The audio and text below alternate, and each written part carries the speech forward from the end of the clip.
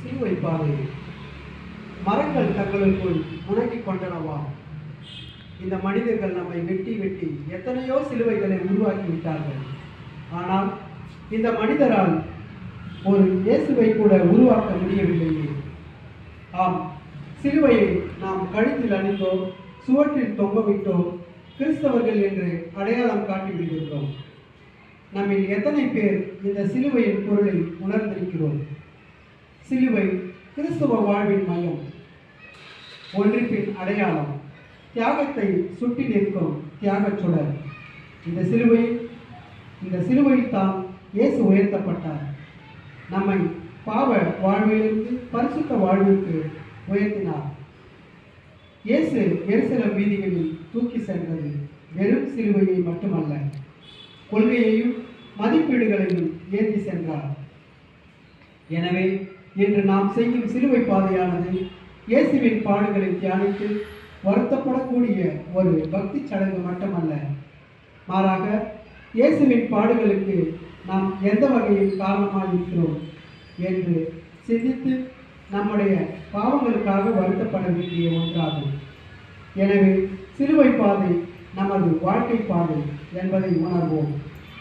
சிலுவையை ஏற்போம், கல்வாரி செல்வோம், தலைகளை களைவோம், கர்த்தரில் சங்கமமாவோம்.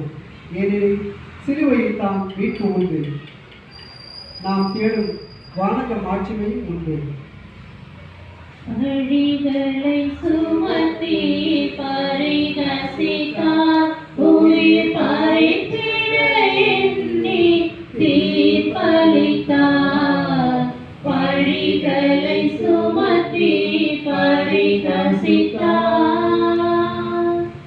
எனக்காக இறைவா, எனக்காக இடர்பட வந்தீர், எனக்காக இடர்பட வந்தீர், எனக்காக.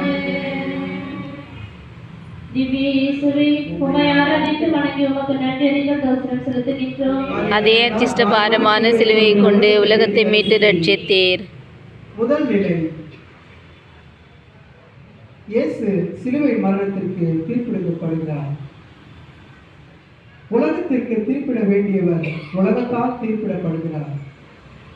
கசையடிகளுக்கு பிறகு பிலாத்து இயேசுவை யூதர்கள் முன் நிறுத்துகிறார். இயேசுவை சுட்டிக்காட்டி, பாருங்கள், இதோ மனிதன் என்று சொல்கிறார். உணர்ந்து கூறாவிட்டாலும் இங்கே ஓர் ஆழ்ந்த உண்மை உண்டு. அங்கே கூடியிருந்தவர்களில் இயேசு ஒருவர் தான் மனிதர், மற்றவர்கள் மனித நிலையிலிருந்து தவறிவிட்ட மக்கள், அதாவது விலங்குகள். உண்மையை விரும்பும் மனிதர்களாக இருந்திருந்தால் இயேசுவுக்கு கழுமரமும் கசையடியும் கல்வாரி வழியும் கொடுத்திருக்க மாட்டார்கள். இன்று பணத்திற்காக, பட்டத்திற்காக, பதவிக்காக பொய் சாட்சி கூறுபவர்கள் அதிகரித்துக் கொண்டே போகிறார்கள். நீதியோடு நாட்டை ஆள வேண்டிய தலைவர்கள்